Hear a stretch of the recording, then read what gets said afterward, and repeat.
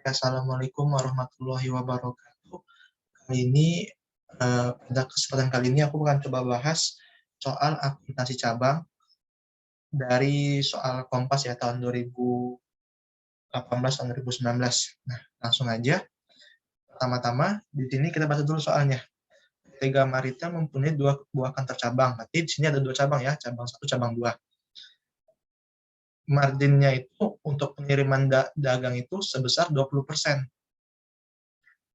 Pencatatan semua aset itu dilakukan oleh kantor pusat dengan depresiasi 5 tahun. Oke. Saldo awalnya itu 60.000 di cabang 1, 2/3 itu dikirim dari kantor pusat, sisanya itu dikirim dari vendor luar. Oke. Saldo awal inventory cabang 2 itu 40.000, seperempatnya dari vendor luar. Ini transaksinya. Langsung aja ya kita ke transaksinya. Yang pertama itu 2 Januari, kantor pusat mengirim barang dagang ke cabang 1 dengan kos 150.000 plus biaya kirim 300.000.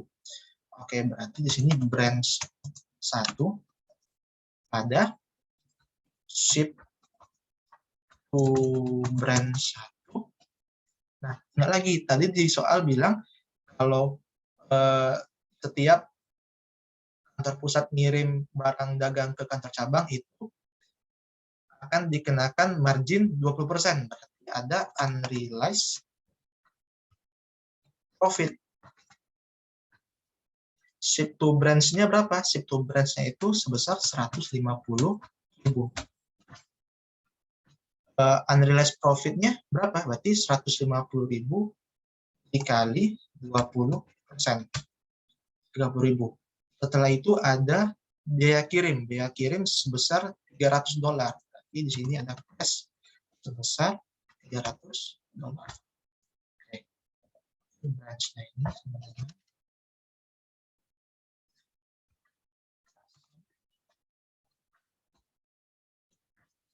150, 300 brand satunya. Lanjut kita jurnal di cabang satunya. Berarti kalau menerima barang dagang itu jurnalnya ship from HO atau home office. Terus ada freight. Di kreditnya itu ada home office. Oke. Di sini ship from home office-nya itu sebesar 150.000 ditambah dengan 30.000 unrealized profit-nya. 180.000. Flag in-nya $300. Home office-nya itu sebesar 150, 300. Oke, sama ya. Brand 1 150, 300. Home office 150, 300. Oke, lanjut cabang 2. Cabang 2 berarti branch 2. Sama nih. Kita copy aja kali ya. Ini.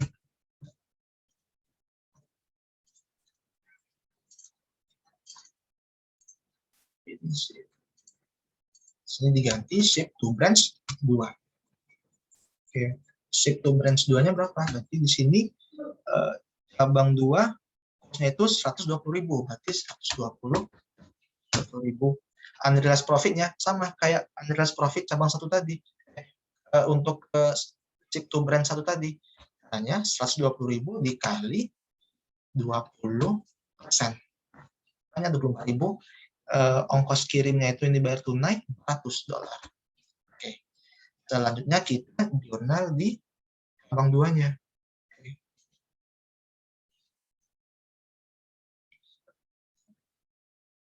Cabang 2 itu berarti sama kayak jurnal di cabang 1.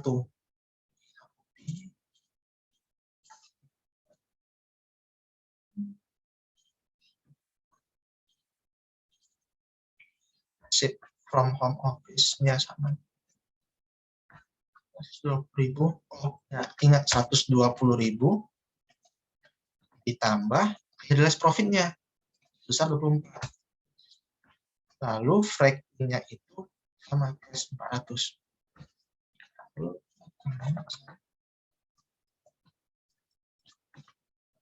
oh ya, ini belum dijumlahin ya branch 2-nya.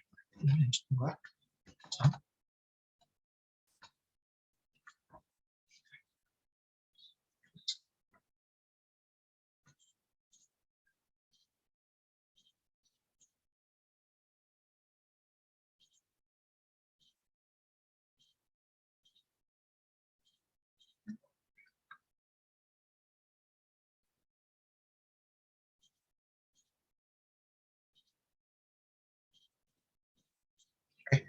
Lanjut di jurnal transaksi 31 Maret.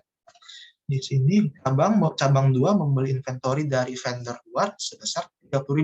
Di sini kita asumsiin kantor pusat cabang 1 cabang 2 menggunakan metode kredit ya. Berarti di sini purchase ada accounts sebesar 30.000.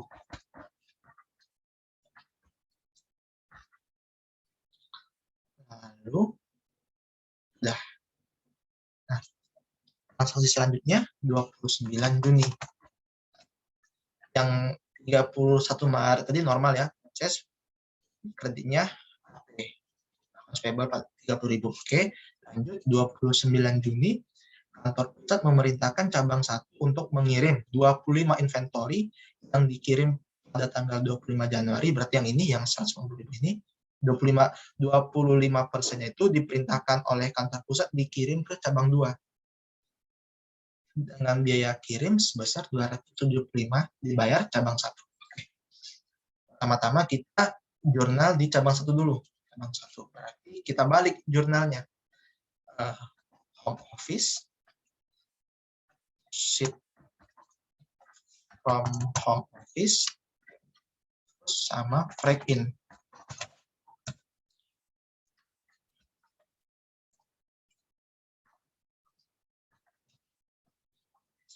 From home office-nya berarti 25% ya, berarti 25% dari 25% ya, 25% kali 150.000 ke 25%, 45.000 freight in-nya itu sama, berarti 300 ini dikali 25% sebesar 75. Lalu biaya kirimnya sebesar 275 cash yang ditanggung oleh cabang 1. 275.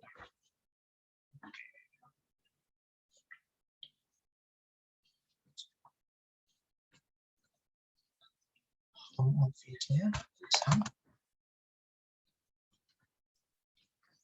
Home office-nya berarti 5.350.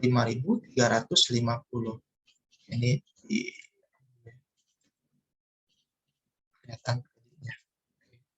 Selanjutnya kita jurnal di pusat. Jadi kalau transaksi pusat cabang ini ketika cabang 1 mengirim cabang 2, di jurnalnya itu seolah-olah cabang 1 itu mengembalikan barang ke pusat dulu, baru nanti pusat ngirim ke cabang 2. Seolah-olah. Padahal sebenarnya bisa langsung. Cuman kalau di dalam sudut pandang jurnalnya itu seolah-olah cabang 1 ini mengirim barang ke pusat lebih dahulu. Oke, nanti di sini pusat menerima. Berarti yang tadi ship to brand 1 di kredit, berarti ship to brand 1-nya ada di debit. Brand 1. Ingat, tadi kan ship from home office 45.000 ini pasti mengandung unrealized profit kan? Berarti kita pecah juga unrealized profit.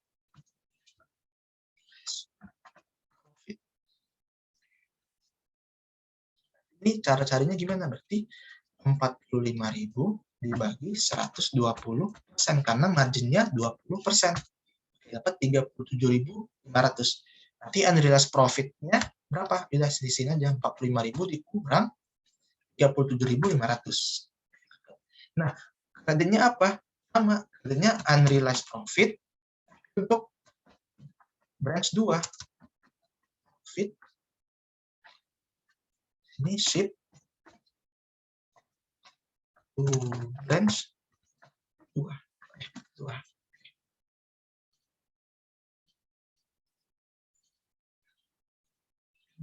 Sama 75.000, ini sama 37.500.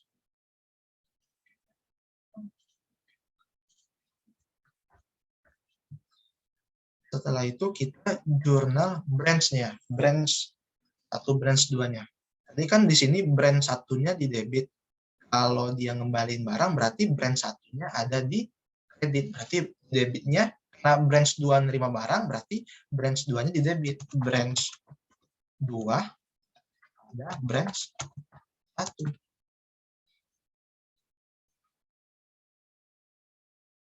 Sebesar berapa? Berarti sebesar ini 45.350 ini. 45.350. Nah, tapi ini apa bisa langsung?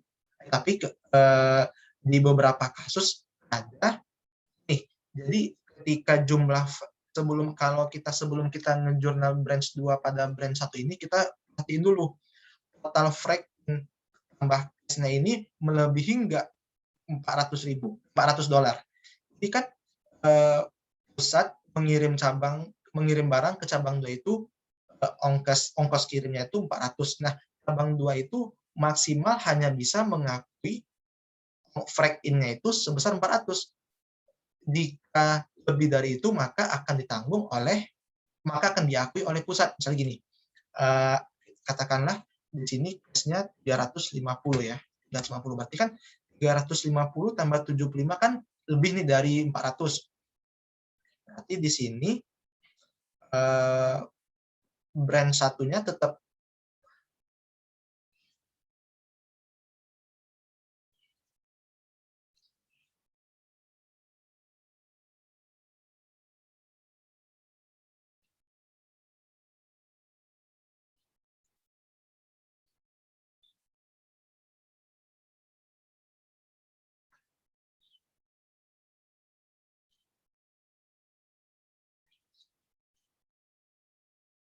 kebalik. Berarti di sini branch 1, di sini baru branch 2.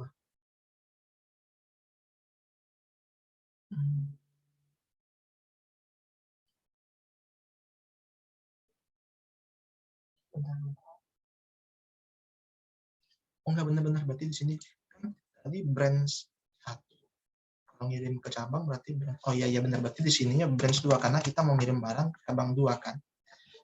Branch 2 di sininya branch 1.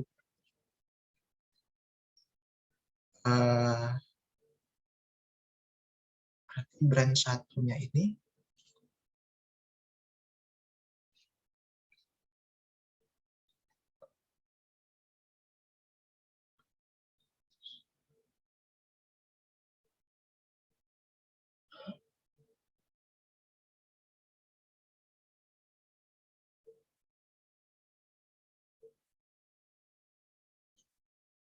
oke berarti kita dulu ya.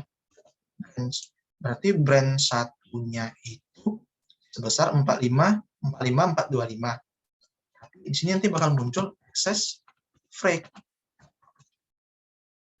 Dapatnya dari sama dengan ini cash ongkos kirimnya ditambah freight-nya dikurang dengan 400.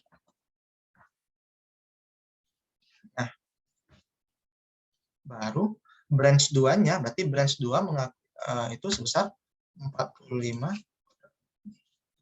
Nah, berarti branch 2-nya itu cuma 45.400. Kalau total freight dan cash-nya ini melebihi dari 400. Melebihi dari ongkos kirim pusat ke cabang 2. Karena di sini tadi itu berapa ya? Lupa tadi. Ini berapa ya? Cash-nya ini 275 ya. 275 enggak melebihi 400, berarti excess freight ini tidak diperlukan.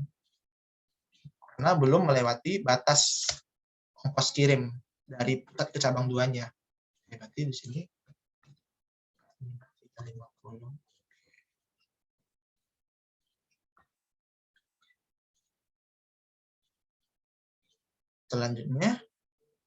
Selanjutnya kita ngejurnal di cabang 2. Cabang 2 berarti sama. Kalau sama seolah-olah cabang 2 itu menerima barang dari kantor pusat. Jurnalnya apa? Sama kayak gini nih. Ship from home office, kita copy aja kali ya. Ship from office, write in sama ada home office. Oh ya, tadi di sini salah. Sebentar. Rate-nya itu debit ya. Nggak perlu digeser. Di sini rate-nya juga debit. Nah, Sheet from home office-nya berapa? Ini berarti 375 ditambah dengan realized profit-nya sebesar 45.000. Break in-nya 275 ongkos kirim dari cabang 1 ke cabang 2 ditambah break in dari tadi nih, dari transaksi pusat ke cabang 1 tadi di awal yang tanggal 2 Januari ini ditambahin 150. Berarti home office-nya sum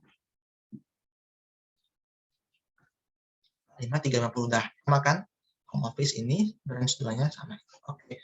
Berarti ke jurnal selanjutnya. 29 Juni udah, berarti 2 Juli ya.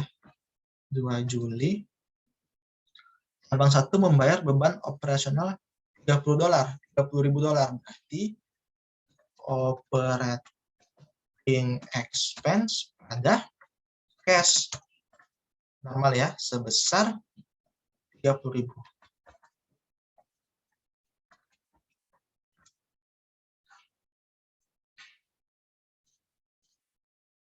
Lanjut ke 1 Agustus. 1 Agustus, cabang 2 menerima alokasi beban operasional 25.000 yang dibayar oleh pusat. Nah, berarti di tanggal 1 Agustus ini berarti pusat sudah menjurnal lebih dahulu operating expense-nya. Berarti jurnal gini, operating expense ada cash sebesar 25.000. Nah, di sini dibilangnya cabang 2 menerima alokasi beban operasional sebesar 25.000. Berarti untuk jurnal alokasiannya berarti dibalik, branch 2 pada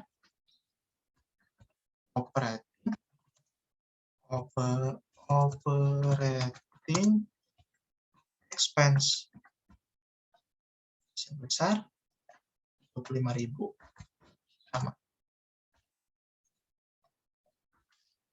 Nah, baru di cabang 2-nya ngejurnal operating expense pada home office, karena yang bayar home office sebesar sama 25.000.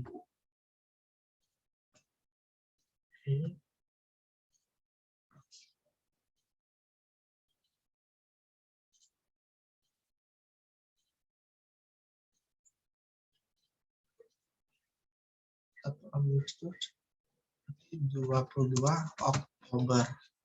22 Oktober, cabang 2 mentransfer uang tunai ke cabang 1 sebesar 7.500. Cabang 2 mentransfer uang tunai ke cabang 1, 7.500. Nah, ini case-nya hampir sama kayak yang cabang 1 mengirim barang dagang ke cabang 2 tadi. Berarti di sini cabang 2 mentransfer uang tunai ke cabang 1. Berarti seolah-olah cabang 2 mengembalikan uang ke pusat.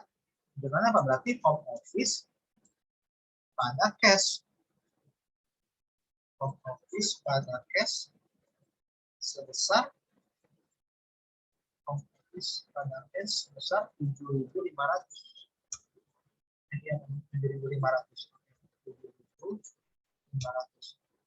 Nah, jadi di pusat mencatat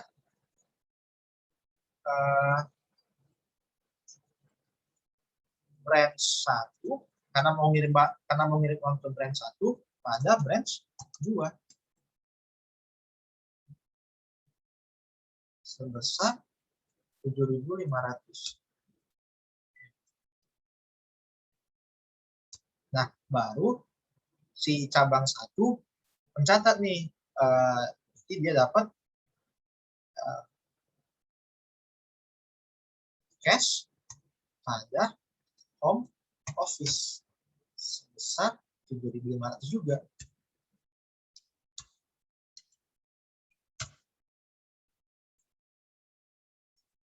Jadi biasanya kalau misalnya ada transaksi antar cabang, ketiga-tiganya ini pasti melakukan jurnal. Terus selanjutnya di 2 November. 2 November cabang 2 membeli peralatan sebesar 25.000. Oke, di sini dia ada keterangan bahwa pencatatan semua aset tetap itu dilakukan oleh kantor pusat. Nah, di sini kan cabang 2 membeli peralatan sebesar 25.000, berarti di sini itu cabang jurnalnya home office pada cash sebesar 25.000-nya.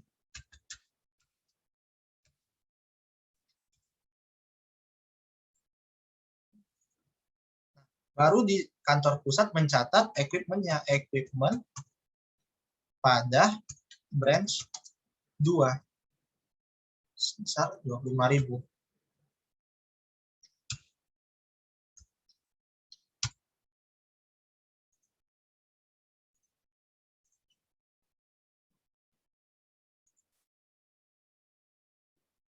Oke, setelah itu 31 Desember. Cabang 2 membukukan penjualan sebesar cabang 1 membukukan penjualan sebesar 250.000. Oke, berarti di sini ada, karena nggak diketahui di soal itu dia tuh cash atau AR, jadi kita asumsiin di sini pakai cash ya. Cash pada sales sebesar 250.000. 250.000. Untuk cabang 2-nya itu salesnya itu sebesar 180.000 ya. Jadi cash ada sales juga sebesar 180.000. Oke.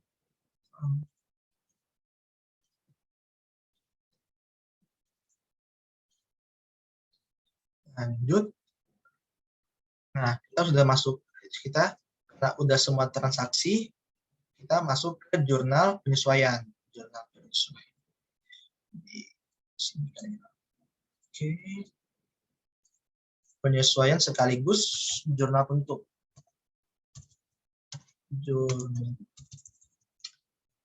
Jurnal penyesuaian dan penutup.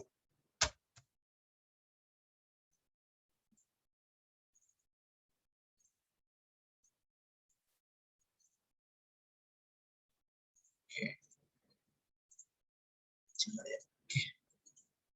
Pertama ini nih, tadi kan kita beli equipment. Di sini dibilang kalau equipment setiap aset itu didepresiasi 5 tahun. Oke, berarti yang menanggung beban depresiasinya itu cabang 2. Di debt expense pada home office. Sebesar tadi berapa? 25.000. Jadi 25 poinnya deh. Nih, 25.000 dibagi 5 tahun. Tapi ingat, tadi dia itu beli di 2 November, berarti dikali 2 per 12. Nah, katanya itu 83333. Di 800, kita anggapnya di 833. Di kantor pusat mencatatnya itu branch 2. Jadi branch dan home office ini selalu berkebalikan. Kalau home office-nya di sini kredit, berarti branch-nya itu di debit di sini.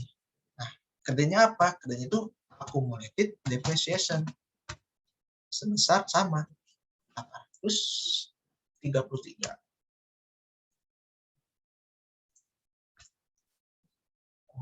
Oke, setelah itu kita masuk ke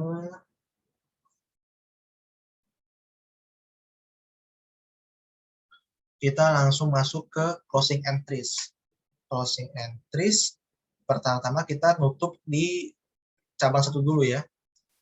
Di sales, debit. Habis itu ada ending inventory. Nah, tadi kan di sini dibilang inventory-nya itu 10.000, termasuk 4.000 inventory yang ada yang dibeli dari vendor. Di sini aku asumsiin ending inventory-nya gabung ya, maupun dari pusat ataupun dari vendor. Sales, ending inventory, terus ada ship from home office. Kenapa? Tadi kan sini ship from home office-nya kan sebentar. Oh enggak si home office itu nanti di kredit. Salah. Udah, ini dia berarti pada income summary.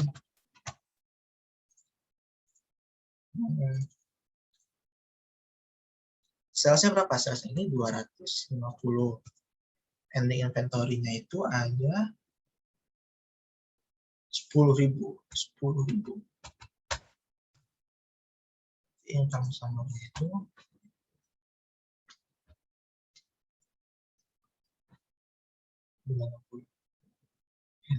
ini ya. Oke. Terus kita jurnal yang di debitnya. Income summary ada nih. Pertama-tama kita beginning inventory. Beginning inventory yang kita tutup. Inventory.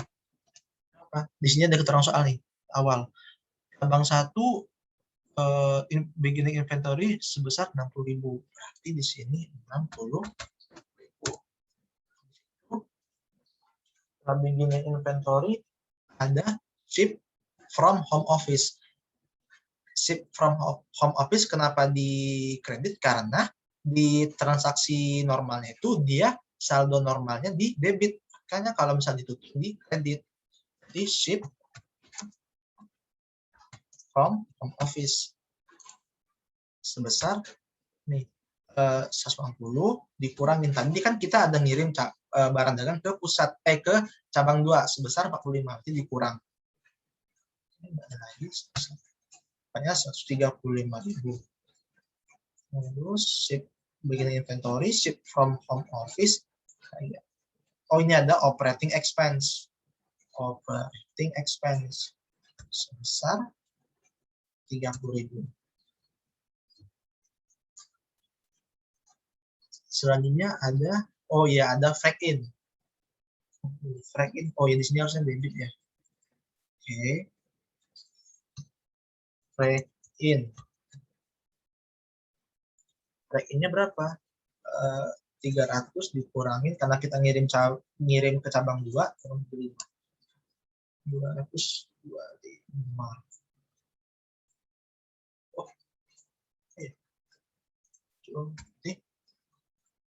300 dikurang 75.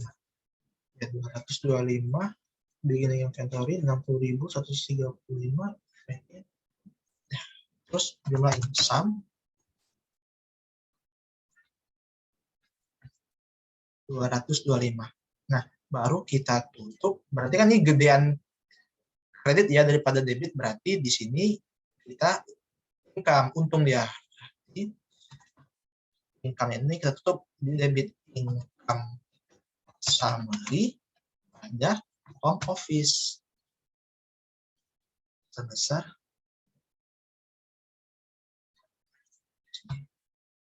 60 dikurang 34 ini sama.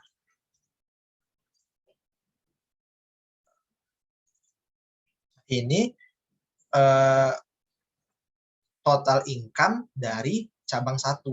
Secara nggak langsung juga menjawab pertanyaan nomor 2, menghitung laba cabang 1 dan cabang 2. Nah, laba dari cabang 1 itu sebesar laba cabang 1 yang diakui oleh kantor pusat ya, menurut cabang pusat itu sebesar 34.775. Oke, dengan cara yang sama kita mencari laba di cabang 2 dengan cara menutup jurnal. Jadi kita buat jurnal penutup sekalian nemu berapa total branch income-nya dari masing-masing cabang. Lalu di sales sama, salesnya itu ada 180. Setelah itu ada ending inventory juga. Ini tadi ending inventory-nya berapa? Di soal 18.000. Di sini 18.000. Ada income summary. Sebesar sum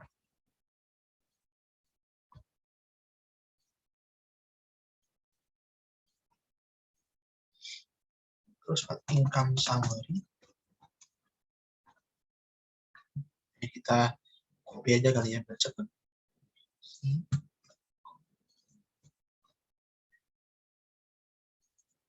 Beginning inventory di awal tadi ada nih. Cabang 2 itu ada 40.000. Beginning inventory-nya 40.000. Sheet from home office-nya. Oh, ini miring ya. Bentar.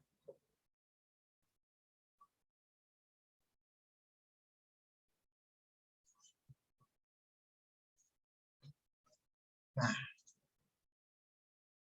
oke.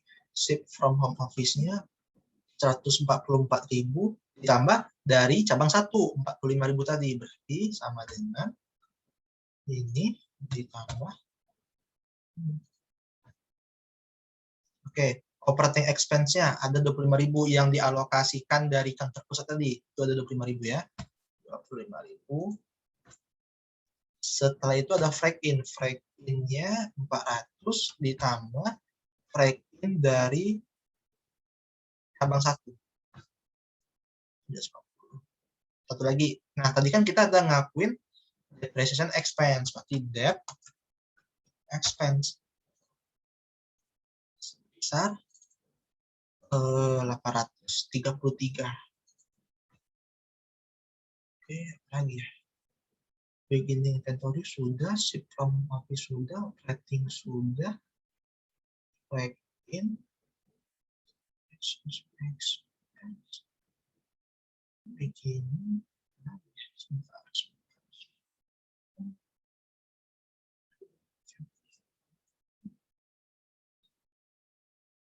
ini tadi kan kita ada 31 Maret kita ada beli inventory dari vendor luar.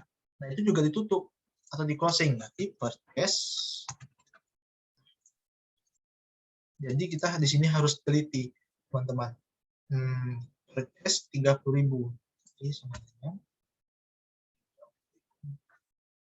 oke, lagi. Cek from office udah, break-in udah, purchase udah, operating udah. Ini udah semua ya. Terus kita jumlahin sum 285, 583.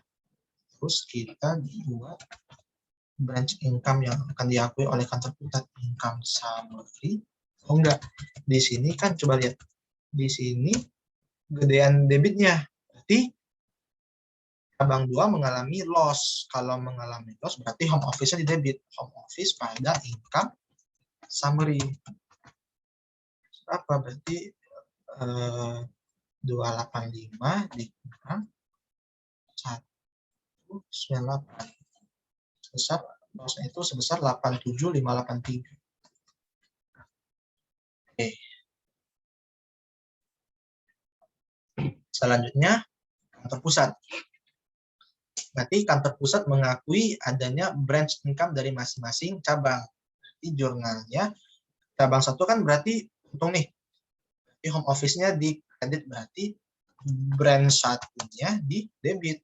Ada branch income sebesar 34.775.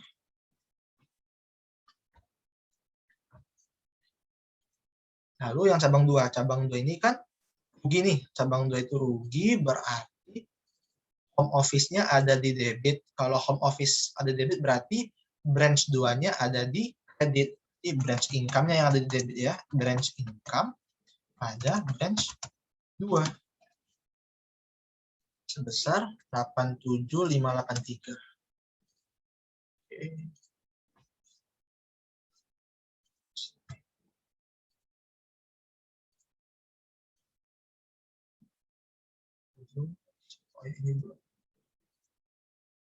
Nah, branch income yang diakui oleh pusat dari cabang 1, cabang 2, udah kita ada lagi nih branch income yang berasal dari ini unrealized profit. Cara carinya gimana? Kalau aku di sini saranin pakai tabel ya, sama beginning inventory dulu. terus ada ship from home office, habis itu ada ending inventory. Nah, di sini cabang 1,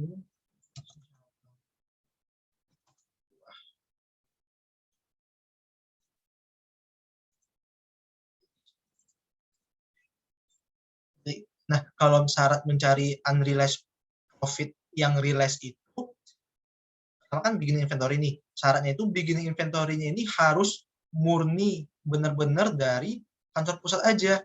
Tadi kan di sini dibilang 60.000, 2/3-nya dikirim dari kantor pusat. Berarti yang boleh kita masukin di sini cuma 2/3 dari 60.000 itu. Berarti 60.000 dikali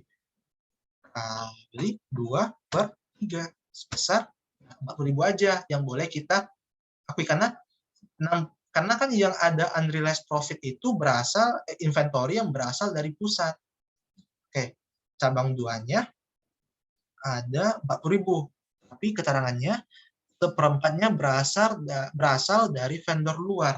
Berarti 3/4 yang dari pusat. Berarti 40.000 bagi 3, kali 3 bagi 4.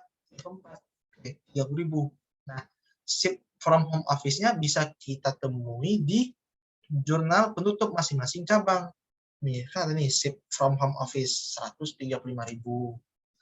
Terus 159.000. Ending inventory-nya nih sama kayak bikin inventory. Saldo persediaan akhir 10.000, termasuk 4.000 yang dari luar. Berarti yang boleh masuk di sini cuma 6.000-nya. Berarti sama dengan 10.000 dikurang 4.000. Di sini karena ini negatif. Sama juga sebenarnya.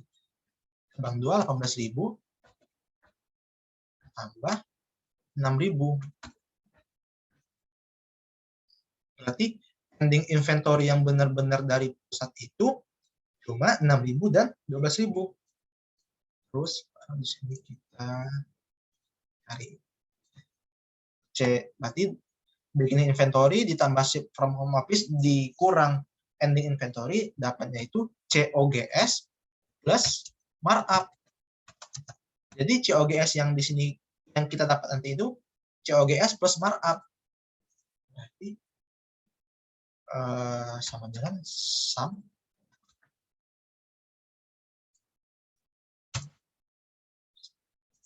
207. Kalau mau mencari COGS-nya doang berarti COGS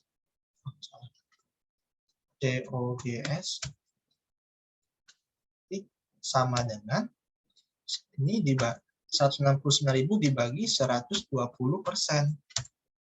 Makanya 140.833. 135.000 kita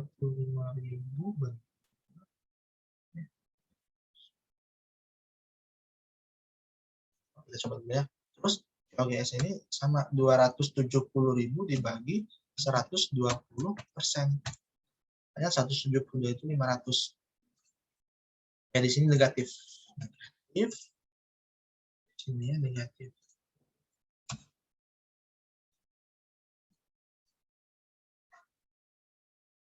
Berarti realized dari unrealized profit-nya itu sebesar sum. Nah, 169.000 dikurang 140.833. 28167 34500. Oke, sama. Berarti unrealized profit ini yang realized-nya itu sebesar ini 28167 sama 34500. Kita misalnya ke jurnal, berarti unrealized profit ada branch income sebesar, karena akun unrealized profit-nya aku gabung dari branch 1, branch 2, makanya kita jumlahin aja. Jadi ini 287 ditambah dengan 34.500. Makanya 62.667. Oke. Selanjutnya, karena kita udah ngakuin branch income, kita buat jurnal penutup. Nah, jurnal penutup di kantor pusat itu berarti branch income kita tutup. Tunggu dulu, lihat dulu. Branch income-nya di debit apa di kredit? Ini 345. Oke, ini berarti branch income-nya di kredit, berarti kita tutup di debit. Branch income sebesar Battery is fully charged.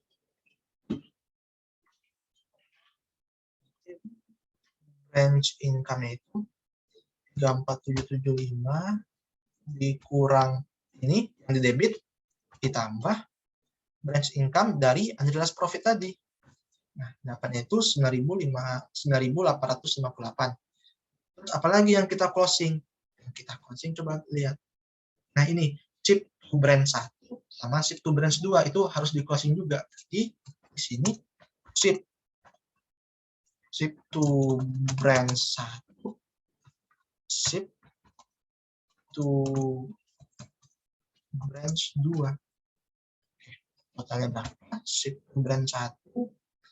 Jadi kan 150.000 karena dia ada ngirim ke cabang 2, kita kurangi. Nih, 37.500. Nah, ship to branch ini kan saldo normalnya kan di kredit, makanya kita tutup itu di debit. Nah, 37.500. Oke. Ada 112.500. Habis itu branch 2-nya. Nah, branch 2 itu menerima barang dagang dari cabang 1, berarti 120.000 itu ditambah ini yang tadi, ship to branch 37.500. Dapatnya 157.500. Lalu kita tutup pada income summary. Income summary. Sebesar sum 279.858. Oke. Ada lagi nih. Ship to branch udah, unrealized profit udah nih tadi udah kita sini udah masuk ke branch income. Habis itu ship to branch 2 udah operating enggak, karena operating itu kita cuma ngakui habis itu kita tutup langsung ke branch 2, berarti enggak perlu ditutup. Equipment udah. Nah, berarti udah semua. Selanjutnya kita tutup income summary-nya ke income summary ada atau return earning. Besar ini 279.858. Coba tuh sananya 279.858, 279.858. Oke. Terapin dulu.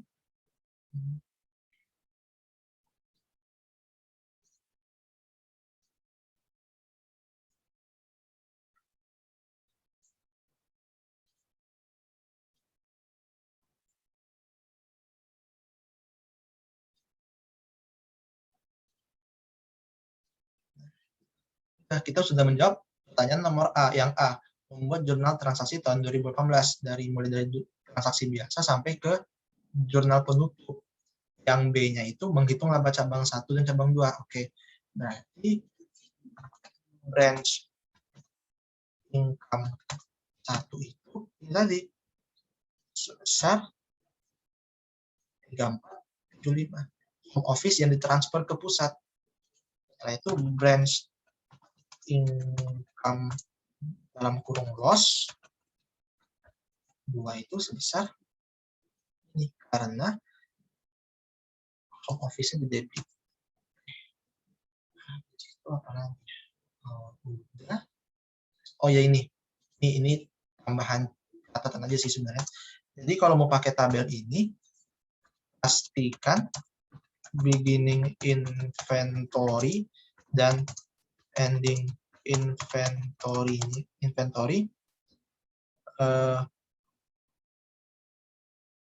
hanya berasal dari pusat.